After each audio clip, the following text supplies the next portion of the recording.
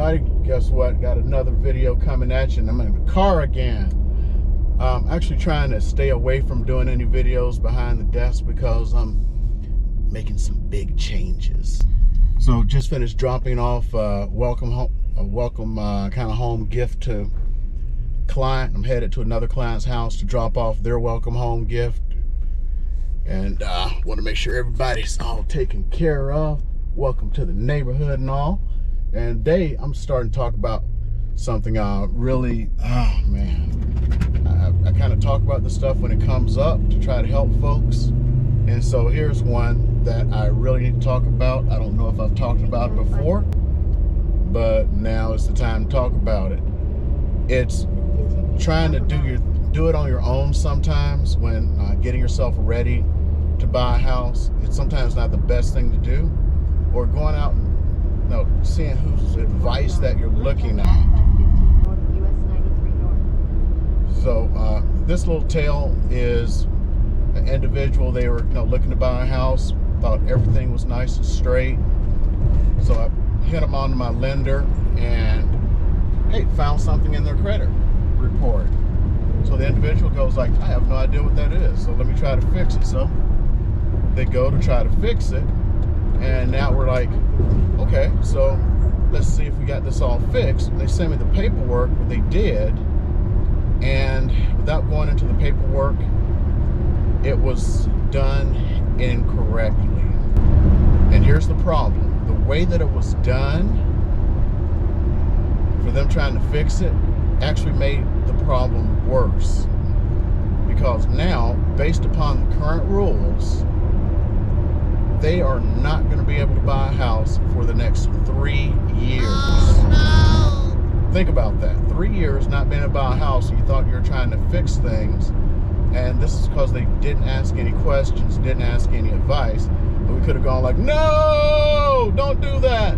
So when you're trying to make these little changes that you think are insignificant, you need to get on with your real estate professional, in particular your lender. And this is why you need to get a lender on board as soon as possible. The lender could have did the big X, no, and stopped it. Now I don't even know if this can be reversed, which means now this person who's hoping to be able to buy a home right now, whose credit is good, I mean, credit's probably great, the only thing was this little issue that just needed to be scrubbed off. And I probably know what happened. You probably called them up and they probably got a little bit of a blackmail thing. I see this every once in a while that people get blackmailed and they're like, hey, you don't fight us on this, and we'll do this kind of thing. We'll take it off your credit record. I remember when I was in Japan, I had a guy telling me about a guy who had something on his credit record that was erroneous. And he called the company up and they were like, well, there's he confessed up. He's like, hey, I'm buying a house. I need to get this off my plate. Then they use that to blackmail him to say, okay, you do this, this, and this, and we'll take it off. Well, if it's not yours, it's not yours. You don't have to do this, that, and the other thing that someone's trying to convince you of just to get it off your credit record. And I have a theory that's what happened.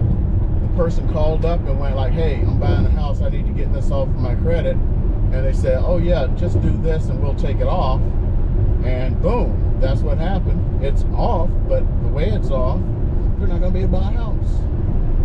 So bottom line, do not do anything with your credit without checking with folks first. When I say folks, I don't mean somebody who's going to benefit. What was done probably benefited them, but didn't benefit this person. So that's my 2 cents for this week, and I hope this helps you guys out, especially if you're looking for a home in this environment where things are so tough, where, again, I can't lie, I'm still going like, man, things are still tough.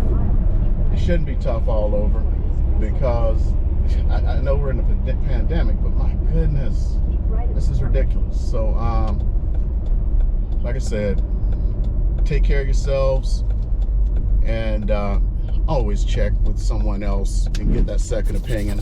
Like if you go to a doctor and they were telling you had a tumor you needed operated on, When you get a second opinion, get the second opinion on housing. Okay, see you guys later.